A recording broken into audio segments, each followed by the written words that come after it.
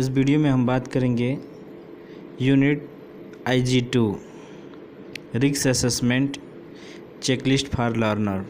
अगर आप risk assessment prepare कर रहे हैं या प्रिपेयर कर लिए हैं, दोनों ही कंडीशन में आपको चेकलिस्ट फॉलो करना पड़ता है। ये नेबोस का चेकलिस्ट है, जो नेबोस की ऑफिशियल चेकलिस्ट है। इसमें आइए हम देखते हैं क्या क्या पार्ट्स होता है।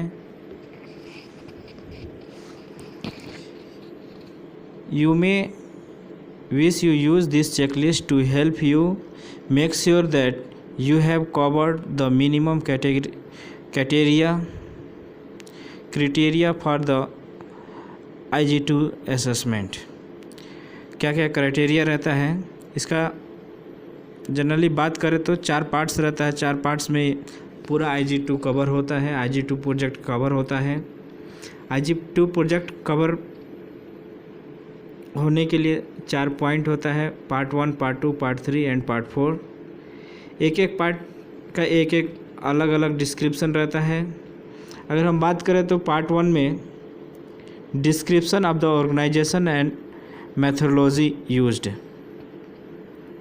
ऑर्गेनाइजेशन के बारे में हम पूरा डिस्क्रिप्शन करेंगे, कौन सा ऑर्गेनाइजेशन है, क्या नाम है, उसका मैन पावर कितना है, उसका मैन्युफैक्चरिंग कितना है, ये सब डिस्क्रिप्शन ऑफ ऑर्गेनाइजेशन में लिखेंगे। और मेथोडोलॉजी यूज़ करने का मतलब क्या होता है, मेथोडोलॉजी यूज़ कौन सा मेथोडोलॉजी यूज़ किए, हम ILO यूज़ किए, कैसे हमारे को कंपेयर किसके अकॉर्डिंग हम कर रहे हैं, ये चीज़ को हम मेथोडोलॉजी बोलते हैं। आइए पार्ट 1 में क्या क्या पार्ट्स रहता है।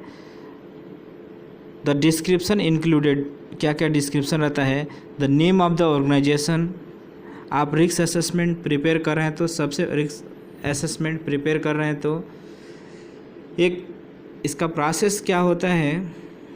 आप किसी कंपनी में गए, किसी ऑर्गेनाइजेशन में गए, साइट प्लांट पे, वर्क प्लेस पे जाके वहाँ फिजिकली देख के क्या क्या प्रोसेस चल रहा है, कैसा कैसा हो रहा है, उसके अकॉर्डिंग आप जो भी वहाँ पे प्रॉब्लम है उसको इंक्लूडिंग करके एडिशनल कुछ क्या मेज़र लगा रहे हैं, उसको सब देखने के बाद से आप रिस्क असेसमेंट करते हैं। ऐसा नहीं कि आप वर्क प्लेस पे गए नहीं रिस्क असेसमेंट कर दिए, ऐसा नहीं होता है। रिस्क असेसमेंट करना है तो आप वर्क साइट पे जाइए, वहाँ ऑब्जर्वेशन कीजिए, कंपेयर कीजिए, जब रिस्क असेसमेंट तैयार कीजिए।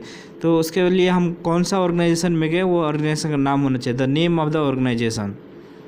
The site location, site location किधर, वर्क प्लेस कौन सा लोकेशन पे है। लोकेशन का मतलब यहाँ पे प्लेस है, आप दिल्ली, मुंबई, हैदराबाद, महाराष्ट्र, ये कौन सा जगह में है वो लिख सकते हैं। एड्रेस भी लिखना चाहते हैं तो मेंशन कर सकते हैं एड्रेस।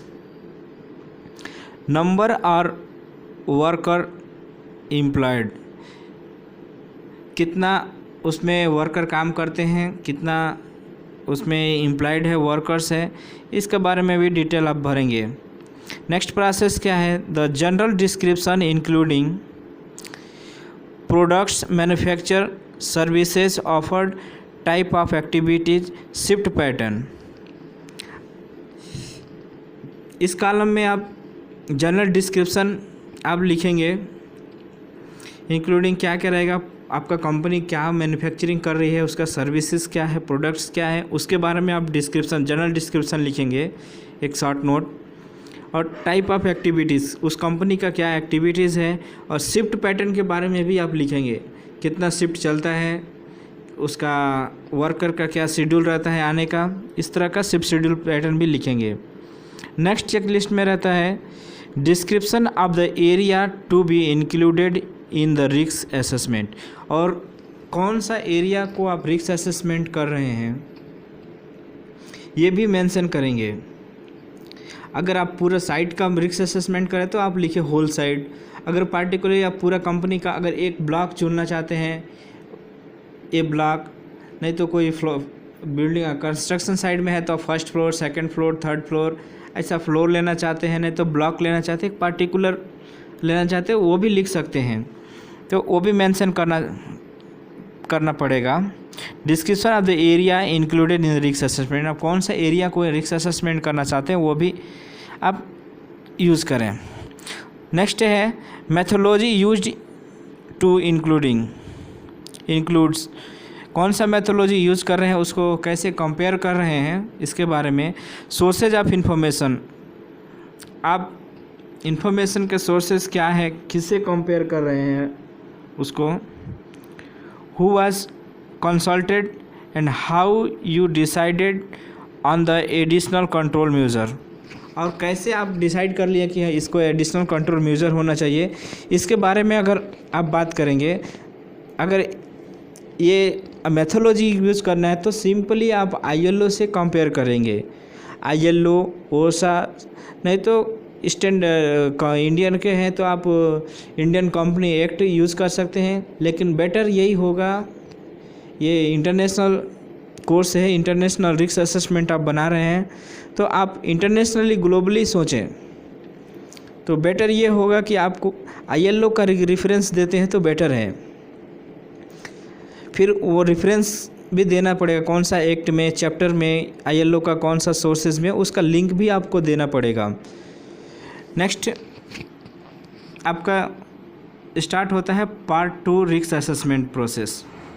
रिस्क असेसमेंट पार्ट्स में आपको क्या करना है, यहाँ पे ये पूरा चेक करते जाइए, ये इंक्लूडिंग हुआ कि नहीं हुआ तो टिक मारिए, टिक व्हेन डन, जब ये क्लियर हो जाता है इसको ओके टिक मार दीजिए, टिक ये पूरा कंप्लीट होने के बाद से ओके, तब जाके आप पार्ट 2 रिस्क असेसमेंट क्लियर करें।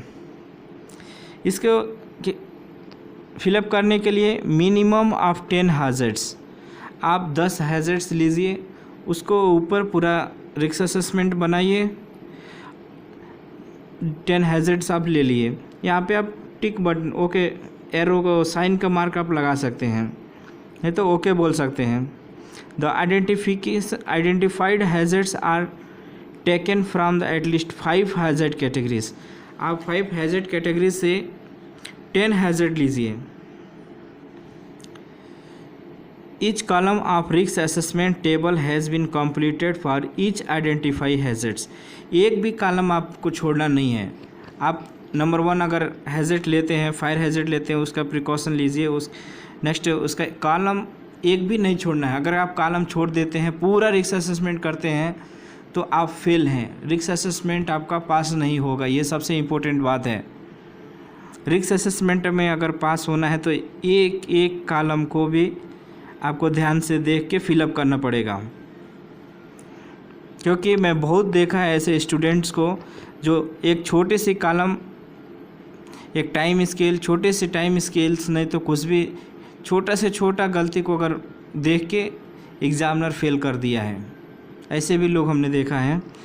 नेक्स्ट, इस column should be fill up has been completed in each identify hazards, जितना भी हैज़र्ड लिखेंगे उसका पूरा प्रोसेस, पूरा स्टार्टिंग टू एंडिंग प्रोसेस लिखेंगे। इस तरह से आपका दूसरा ख़त्म हो जाता है। पार्ट 3 में हम बात करेंगे priorities 3 action with justification for selection. आप 3 जस्टिफिकेशन सिलेक्शन करेंगे, 3 एक्शन है, 3 एक्शन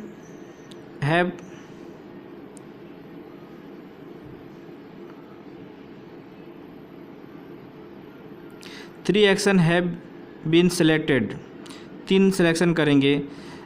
जस्टिफिकेशन इंक्लूडिंग, आपने जो भी सजेस्ट किया है, आपका जो भी मेन हाईएस्ट प्रायोरिटी से एक्शन को, जो भी आपने एक्शन सजेस्ट किया है कंपनी को कि ये एडिशनल कंट्रोल मेजर में, वो एडिशनल कंट्रोल मेजर्स का 3 पार्ट्स, 3 सबसे हाईएस्ट है, आपको जो मोस्ट इम्पोर्टेंट लग रहा है कि हाँ ये एकदम ज़रूरी है, उसको आप सेलेक्ट कीजिए।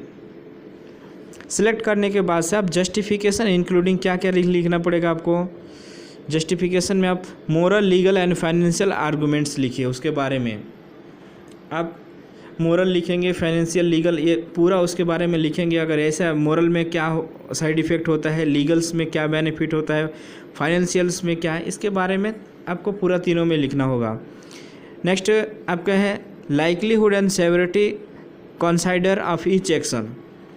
तीनों आप जब लिखेंगे उसमें लाइकलीहुड कितना रहेगा, सेवरिटी कितना रहेगा, ये पूरा आपको डिटेल लिखना पड़ेगा। अगर कंपनी अगर ये फॉलो नहीं करता है तो ये चांसेस रहेगा, ये चांसेस रहेगा, तो फिर इसका ये परिणाम निकलेगा, ये आपको लिखना पड़ेगा।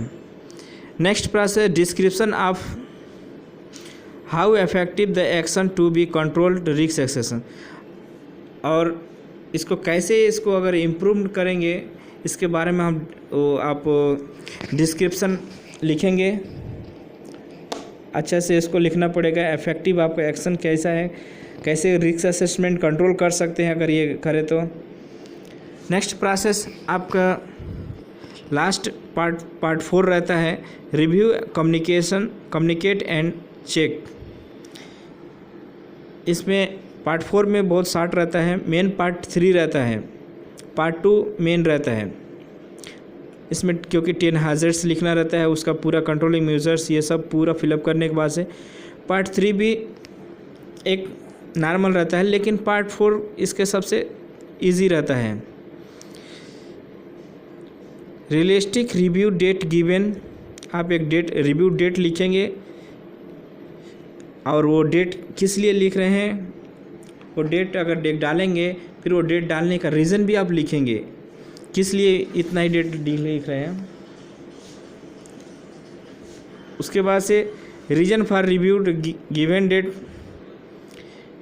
Including how risk assessment find will be communicated, आपका रिस्क असेसमेंट कैसे कम्युनिकेट करेगा।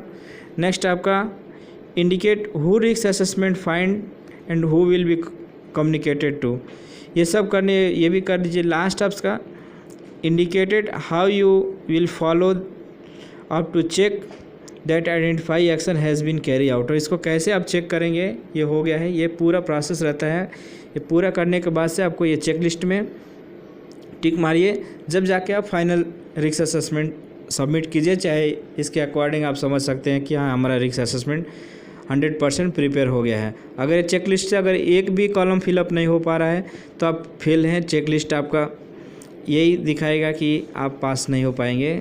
इसलिए फिर से आप ट्राई करें, ये कॉलम को पूरा फिलअप करें। गाइस, हमारे चैनल को सपोर्ट करने के लिए रेड कलर का सब्सक्राइब बटन को दबाकर हमारे चैनल को सब्सक्राइब करें, साथ ही साथ बेल आइकन को भी दबाएं ताकि हमारा वीडियो सबसे पहले आप तक पहुंचे। Guys, health and safety related आपके पास कोई भी क्वेश्चन या सजेशन है तो कमेंट सेक्शन में जाकर कमेंट जरूर करें, साथ ही साथ लाइक बटन को दबाना ना भूलें। And thanks for watching my video.